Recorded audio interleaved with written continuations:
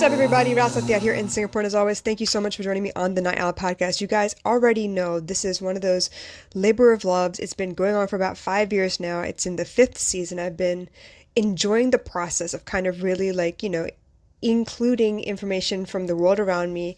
That means conversations I've been a part of, movies. Netflix has been big on this for real. Let's see, music that I've listened to, like the lyrics itself, and then just allowing, messages to come through me as I browse through my feed. So, the made for you page, ones that I already follow, archive stuff, memories, anything that just kind of pops up and gives me pause for thought. So I get a chance to actually, change the trajectory of my day and maybe reconsider something that I've found out a long time ago and see if I still feel the same way about it or if it hits me a little bit differently. Because let's face it, you could read the same quote every day on the same day, at different points of your life, and it will mean something different to you. So the idea is that we're constantly growing, and I enjoy the fact that I get a chance to actually share all this with you guys.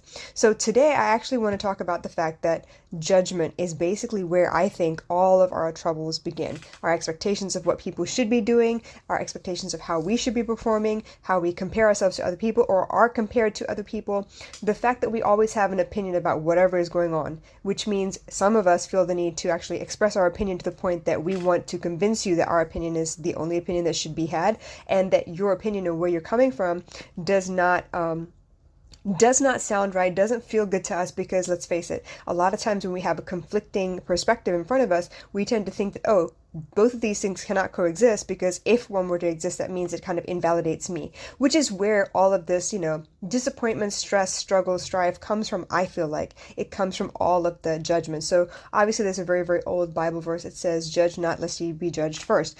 The point being then is, what is the point? What is the reasoning behind judging people? Are you automatically trying to categorize them into good or bad? And if that is the case, then what is the point of the judgment? I understand getting in court and, having a case before you and somebody has to decide whether you're good or bad, right or wrong, whether you should pay damages or not. Like there is a punishment that should be decided upon or whatever.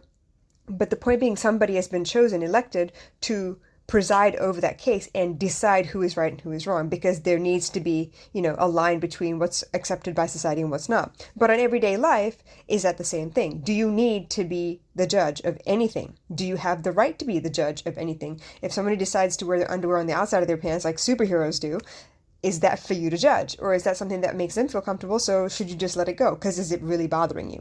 This is where I really want to get deep, as in jump in with both hands, both feet, eyes wide open, just ready to really talk about these things, because I feel like if we don't talk about them, we just kind of accept them as they are.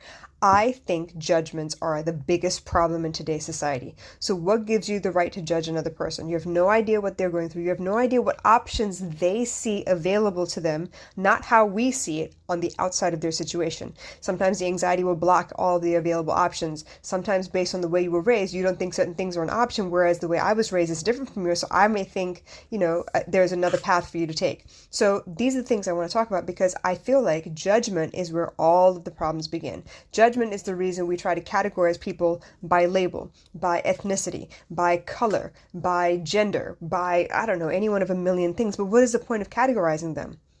Does it really matter? There is a difference between describing them versus categorizing them. There is a difference between judging them for who they are versus trying to describe who they are based on your experience and what you're trying to convey. I think judgment is a big problem. Let's take within the house, for example. There are children in the house, let's say, and maybe there are three generations. Let's say the parents' generation, the grandparents' generation, of course, the child, right? So the child may have their way of doing things. The parents going to have a different way of doing things. And then guess what? The grandparents are going to have a third way of doing things. Now, all these three ways, are they wrong? Is one better than the other? Is one more tried and true? Or is it subjective? Meaning to say that what works for the child may be based on how much they understand of the world around them. So right now it works, and maybe later on they may be more open to taking our point of view into consideration when they make new decisions, meaning to say that they're allowed to adjust their belief system because they're growing and their understanding of the world is growing along with it. But let's put it outside of the house for a moment, right? Let's say in a workplace, how do you go about doing social media marketing strategy? What works for you may not work for somebody else. The way you see social media as a tool or a platform, it may be different from the person next to you because their experience is different from yours, or they were taught differently. Maybe they didn't go to the same school with the same professor, and maybe that professor had a bad day one day and decided to teach you something different. The point being that all of us have a different perspective, and that is for a reason. Why? Because many brains working on the same problem from different angles means you might be able to get to a easily identifiable solution that works for the general public at large faster than if you were to try it based on one person's perspective. This is the point of being in a team, right? This is the point of partnering up with somebody. This is the point of having panel discussions, seminars with many, many conference speakers. The reason being that you want as many different perspectives as possible to see if they can share from their life experience so that you might be able to find someone that you resonate with based on where you are in life, your maturity level, your experience level, all of those things. But back to judgment, I feel like we judge on everything. And I'm not entirely sure if that's something we're taught. I know that as children, we either want to do it or we don't want to do it, right? And that's also a judgment. I like this because it makes me feel good. I don't like this because it doesn't make me feel good. But I feel like there's so many more layers to that. I think in school, we're taught that, there are right behaviors and wrong behaviors. There are good behaviors and bad behaviors. There are good people and bad people. But I'd like to think that we're more complex than that. You can't say someone's a bad mother based on a couple of things that you've seen, because there may be so many other aspects to that that you haven't seen that you don't have the right to judge on. Since we're talking about motherhood, let's talk about that. The way I want to raise my child, I have this ideal of who she should be at the end of the day, right? But how I go about getting her to respond to that is going to be a trial and error process, because what worked for me as a child is probably not going to work for her. I know for a fact what worked for me won't work for her, because I was beaten and yelled at as a child, right? By both parents. They kind of took turns. I was beaten by appointment every day, basically, because I was the oldest child. I had two younger brothers below me, and I was considered to be in charge of the behavior of the children in the house. And since they look up to me, if they screwed up, then it was apparently my fault, my influence somehow. Now, if I were to do that to my child, she'd probably run away from home at a young age. I don't know where she'd run, but she would leave. She would not want to be in my midst. She would not want to be in my presence because it'd be too painful for her.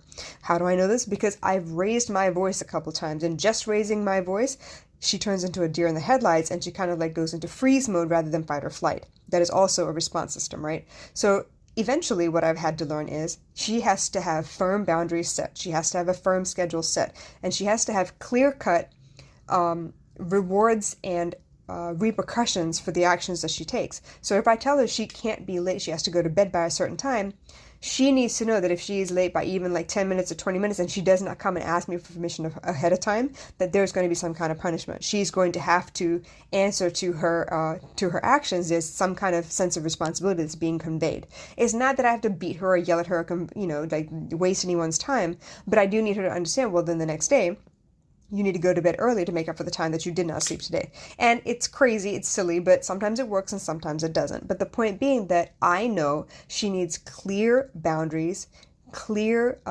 if-then statements, so she knows what's coming if she doesn't do something. And I need to work with what she considers fun and what she doesn't consider fun. Right now, she's into drawing and using electronics to be able to give her inspiration on what to draw. Perfectly fine, I have no problem with that. But if this is part of the reason why she does not go to bed on time because she loses track on time when she's on a digital platform, then I need to curb that somehow and make her responsible for it instead of her hating me for punishing her for no reason. There's that as well. So there's a lot more psychology involved nowadays with parenting than there ever was before when our parents and grandparents were raising us.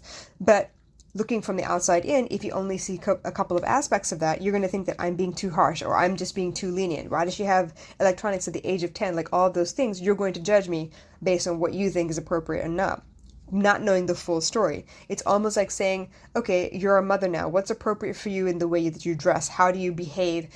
Can you still post on social media, or are you asking for too much attention at that point? What are you trying to sell? What are you trying to convey? What kind of messaging are you putting out there for other parents and other children looking at parents going forward? There's a lot that we judge and don't judge. Even the process of liking a post or putting in comments, that's a judgment of some sort. You're either agreeing or disagreeing with them.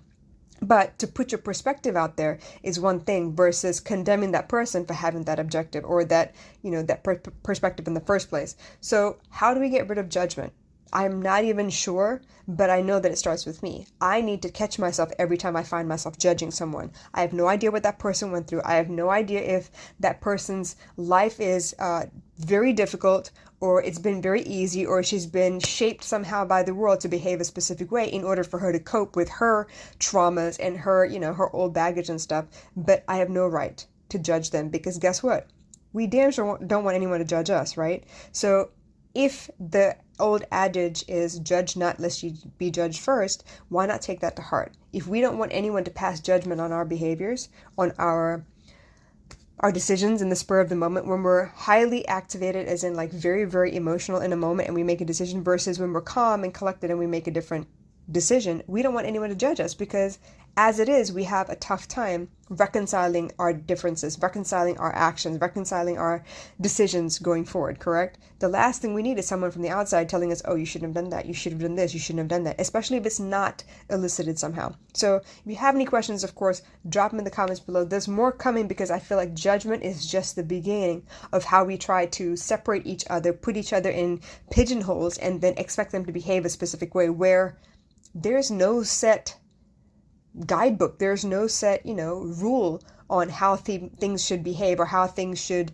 work out for anybody, because the world is constantly changing and the people in it are constantly changing. You just have no idea. So bear with me as I drop this for the moment and then pick it back up in another episode. You guys, I love you, and I'll catch you again soon. Bye.